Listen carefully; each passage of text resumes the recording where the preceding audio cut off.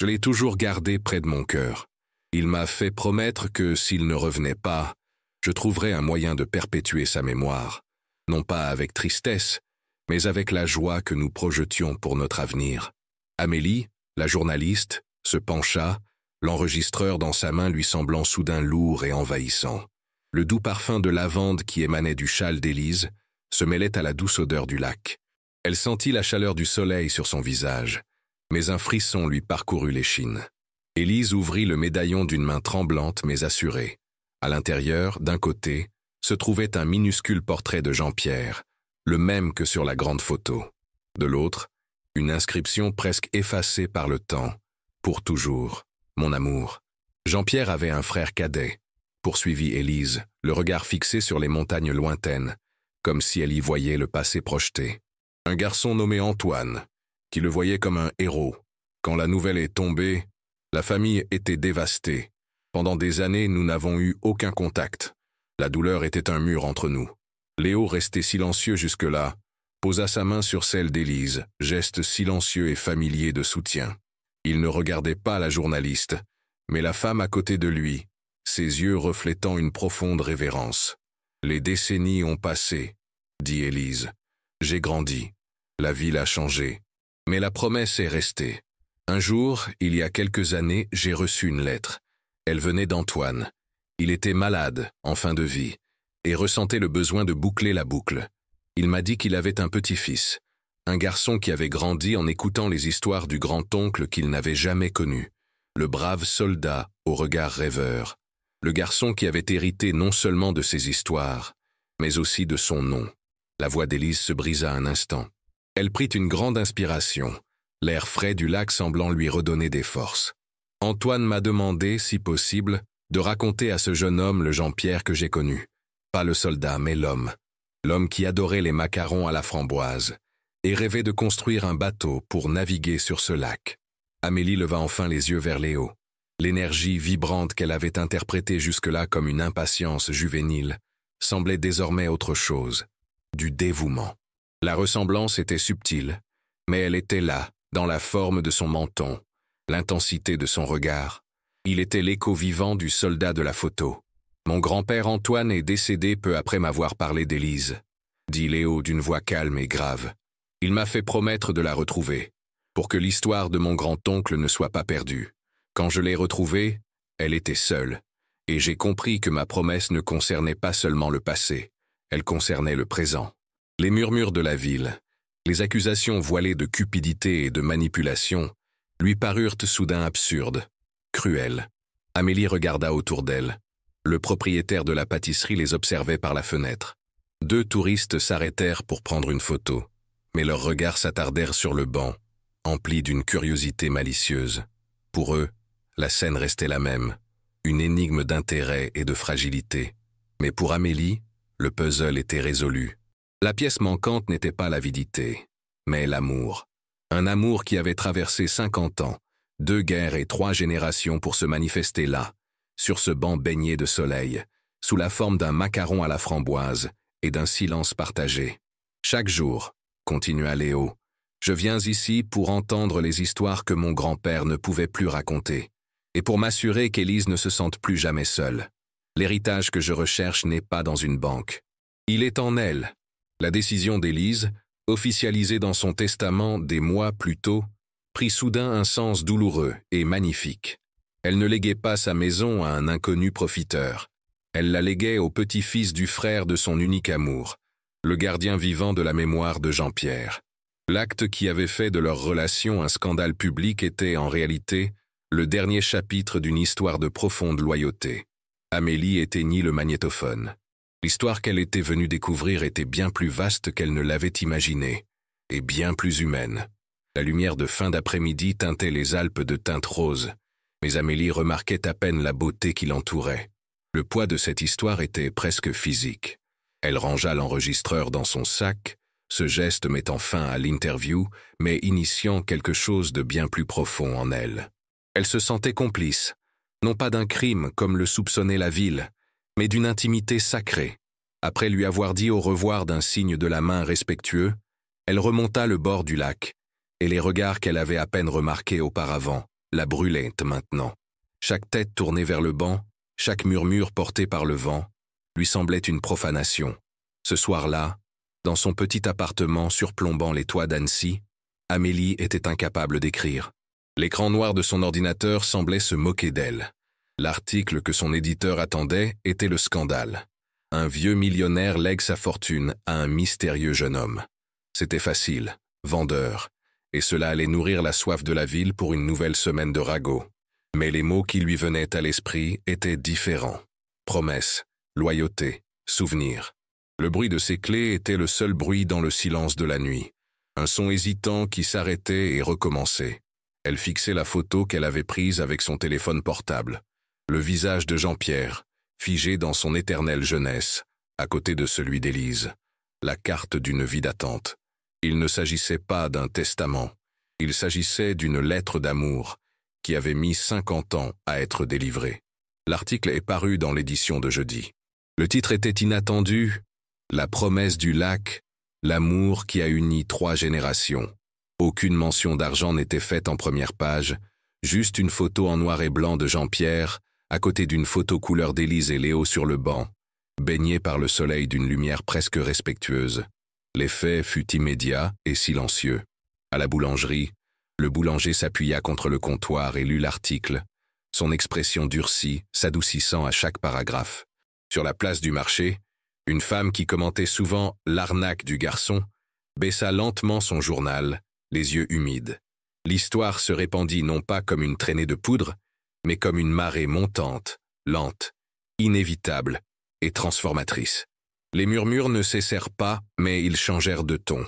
La malice céda la place à l'admiration, la suspicion, au remords.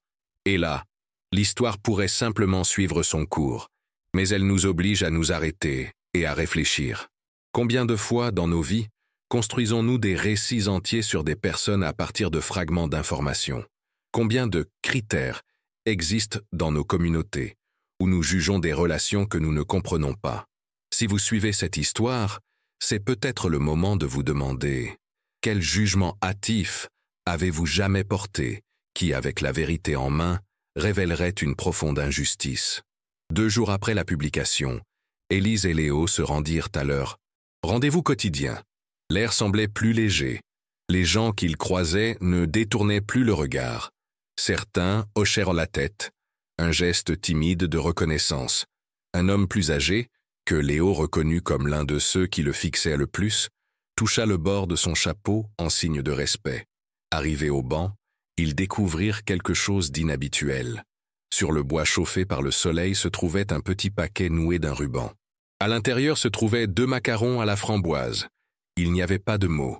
Il n'en avait pas besoin. Élise était assise, le corps légèrement plus courbé par l'émotion que par l'âge. Léo était assis à côté d'elle. Il ouvrit le paquet qu'il avait apporté et lui offrit le macaron comme toujours. Elle l'accepta, et ils mangèrent en silence, le leur et celui qui restait, en guise d'offrande de paix. Le rituel était le même, mais le monde autour d'eux avait changé. Ce banc n'était plus une scène où se déroulait le jugement de la ville. Il était devenu un monument, un mémorial vivant non seulement pour Jean-Pierre, mais aussi pour la capacité humaine d'aimer au-delà du temps, et pour l'humilité douloureuse mais nécessaire d'admettre que les premières impressions racontent rarement toute l'histoire.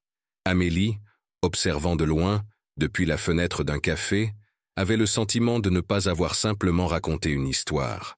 Elle avait contribué à la réécrire, lui redonnant une dignité qui n'aurait jamais dû être remise en question. Le silence qui suivit ne ressemblait à aucun de ceux qu'ils avaient partagés auparavant. Avant, c'était un refuge, une forteresse silencieuse contre le monde.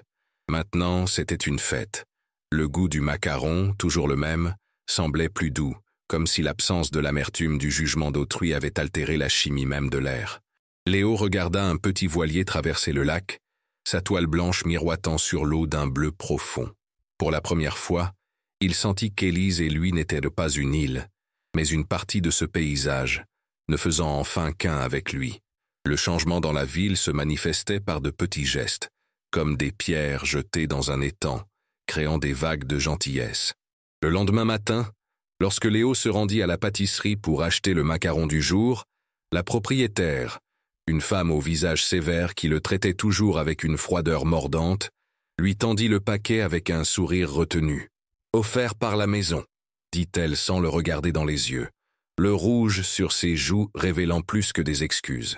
Il hocha simplement la tête en guise de remerciement, comprenant que l'orgueil et le regret se livraient une lutte silencieuse dans cette petite offrande.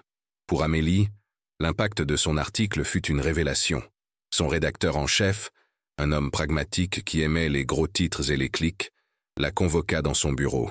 Elle s'attendait à une réprimande pour avoir échangé un scandale contre une histoire sentimentale. Au lieu de cela, elle le trouva en train de lire des lettres de lecteurs, des dizaines, étalées sur la table. « Je n'ai jamais rien vu de tel », admit-il d'une voix rauque. Les gens ne se contentent pas de lire. Ils confessent. Ils racontent leurs propres épreuves, leurs propres erreurs. Il leva les yeux vers elle et, pour la première fois, Amélie lut de l'admiration dans ses yeux. « Tu n'as pas vendu de journaux, Amélie. Tu as tendu un miroir à cette ville. » Elle réalisa alors que l'impact de son choix dépassait largement Annecy. L'histoire, reprise par les grands médias, fit le tour du monde numérique, véritable antidote silencieux au poison de la désinformation et du cynisme. Elle lui rappela que derrière chaque profil en ligne, chaque titre sensationnaliste, chaque rumeur de couloir, se cachent des histoires humaines d'une complexité que la précipitation de notre époque nous permet rarement de percevoir.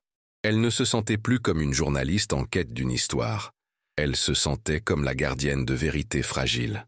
Cette semaine-là, Léo passa plus de temps chez Élise. La maison, qui avait auparavant existé dans l'imaginaire de la ville comme un repère de manipulation, se révéla être un sanctuaire de souvenirs. L'air sentait la cire d'abeille et la lavande séchée. Dans chaque recoin, on pouvait lire les traces d'une vie vécue avec une fidélité tranquille.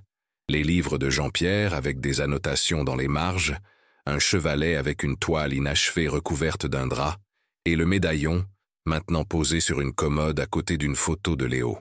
Par un après-midi pluvieux, tandis que le clapotis de l'eau contre la fenêtre créait une douce mélodie, Élise montra à Léo une malle en bois restée fermée depuis des décennies. À l'intérieur, parmi des lettres jaunies et des fleurs séchées, se trouvait un carnet de croquis de Jean-Pierre. Des croquis détaillés de bateaux, voiliers, petites barques, tous dessinés avec la précision d'un ingénieur et l'âme d'un poète. « Il a dit qu'il nous en construirait un », murmura Élise, ses doigts traçant les lignes d'encre délavées. « Il l'appellerait l'attente. L'attente. » Léo regarda les dessins puis la fenêtre, où le lac se cachait sous un voile de brume. La promesse faite à son grand-père semblait accomplie. La mémoire de Jean-Pierre était sauve. Mais là, à cet instant, il sentit naître une nouvelle promesse. Une promesse qui ne concernait pas le passé, mais l'avenir. Une promesse non héritée, mais choisie. « Il t'a appris à naviguer ?» demanda Léo à voix basse.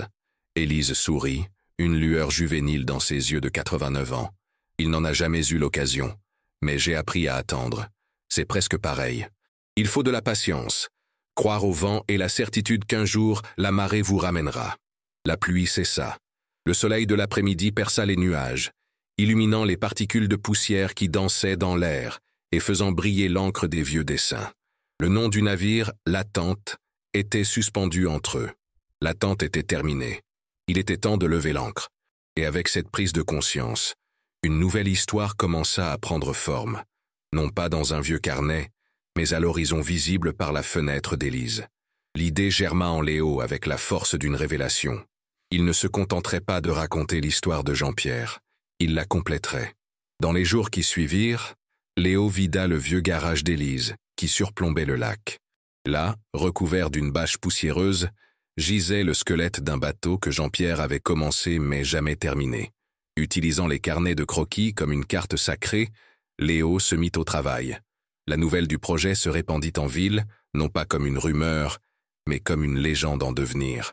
Le bruit du marteau et du papier de verre résonna le long du rebord, rythme régulier du dévouement. Et puis, quelque chose d'extraordinaire se produisit. La communauté, autrefois un public de juges, devint une équipe de construction. Le boulanger, dont les paroles étaient auparavant amères, apparaissait désormais chaque matin avec du café chaud et des croissants. Le vieil homme, qu'il avait autrefois fusillé du regard, se révéla être un menuisier à la retraite et commença à prodiguer des conseils sur l'assemblage des boiseries. Le propriétaire de la pâtisserie envoya un panier de friandises. Chaque clou enfoncé était un acte de contrition collective. Chaque planche poncée, une excuse silencieuse. Il ne construisait pas seulement un bateau, il rétablissait la confiance, réparait le tissu social que leur propre méfiance avait déchiré. Amélie a tout documenté, mais cette fois, ces photos ont capturé des mains travaillant ensemble, des sourires partagés sur des plantes poussiéreuses et l'éclat de fierté dans les yeux d'une ville redécouvrant son âme. Enfin, le jour J arriva. Le bateau, baptisé « La Tente », reposait sur la rive, son bois poli luisant sous le soleil printanier. Il était identique au plan de Jean-Pierre. Presque toute la ville était là, dans un silence respectueux. Avec l'aide de nombreux compagnons, le bateau glissa pour la première fois dans les eaux du lac d'Annecy.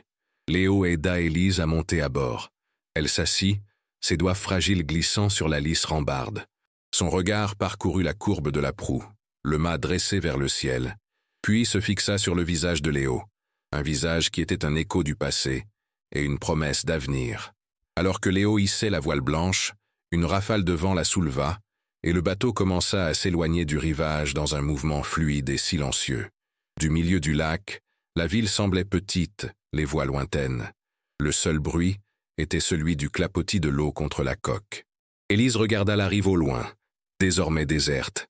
Il rêvait du bateau, dit-elle d'une voix aussi claire que l'air de la montagne. Tu l'as fait naviguer. Ainsi, l'histoire commencée par un procès sur un banc de bois trouva son aboutissement dans un acte de création sur l'eau. L'héritage de Jean-Pierre n'était plus seulement un souvenir enchâssé dans un médaillon, mais une présence vivante, voguant librement sur le lac de ses rêves. L'amour, dans sa forme la plus pure, se révélait non seulement une promesse à tenir, mais un voyage à accomplir. L'attente était bel et bien terminée. Ce récit nous montre avec quelle facilité nous pouvons combler l'inconnu par nos pires soupçons. Mais il nous révèle aussi le pouvoir d'une histoire vraie pour apporter guérison et rédemption. À vous de nous donner votre avis. Que feriez-vous si vous découvriez un secret similaire dans votre propre communauté? Comment le fait de juger hâtivement a-t-il affecté votre vie ou celle d'un proche? Quel geste, dans la relation centrale entre Élise et Léo, résonne avec des expériences vécues? Ce récit change-t-il votre point de vue sur les rumeurs et l'importance de la recherche de la vérité? Laissez un commentaire ci-dessous. Aimez si cette histoire vous a touché et abonnez-vous pour recevoir d'autres récits qui nous rappellent la profondeur de l'expérience humaine.